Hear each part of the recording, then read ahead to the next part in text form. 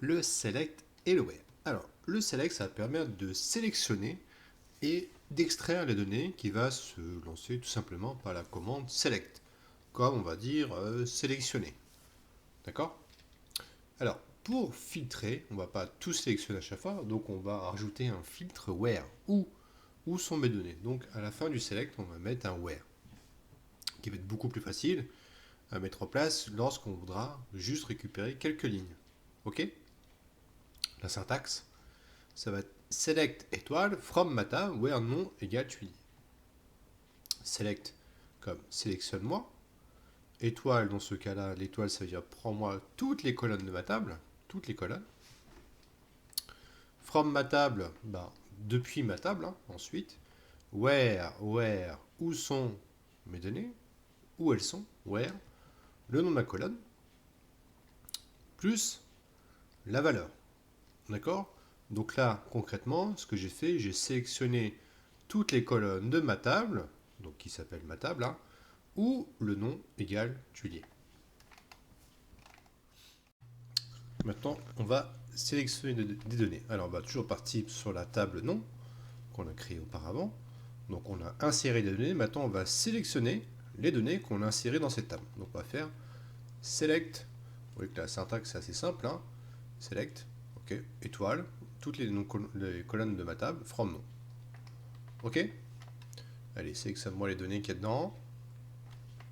Ici, on a 3 données qu'on a insérées auparavant. Peter, Pan 2, le roi lion 2. D'accord? Ok? Alors, si je veux juste sélectionner une colonne, par exemple, si je veux juste celle-là, je veux pas nom, je veux juste prénom. Donc j'enlève le étoile et je mets juste le prénom. Ok? On sélectionne, on fait F5 et on a juste la colonne prénom qui apparaît. Ok? Et si je veux sélectionner les 2 colonnes par leur nom, donc si je veux prendre prénom plus nom, je peux le faire aussi. Ok, on voit que le prénom est apparu devant le nom. Et si j'inverse ces 2 noms de colonne, on voit qu'il n'y a pas de problème, ça s'inverse. Ok? Est-ce que la clause from est obligatoire? Si j'enlève le from, là j'ai une erreur de syntaxe, ce qui est logique. Là on ne sait pas, Postgres il ne sait pas où taper. Quel nom de table tu veux me donner? D'accord? Et le where dans tout ça. Alors, et le where. Donc je veux commencer à filtrer mes données. Je ne vais pas prendre toutes les données. Si une table a des milliards de données, ramener toutes les milliards de données à chaque fois, ça va prendre du temps, ça peut plomber les perfs. Donc on va éviter. Donc on va commencer à filtrer. Donc là, je vais rajouter la clause where ici. Le nom, ok, égale le roi. D'accord?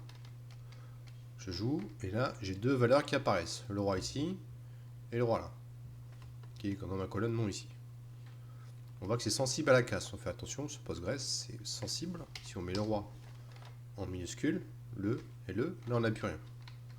Donc faites attention à la casse sur Postgres. Par défaut, c'est sensitive.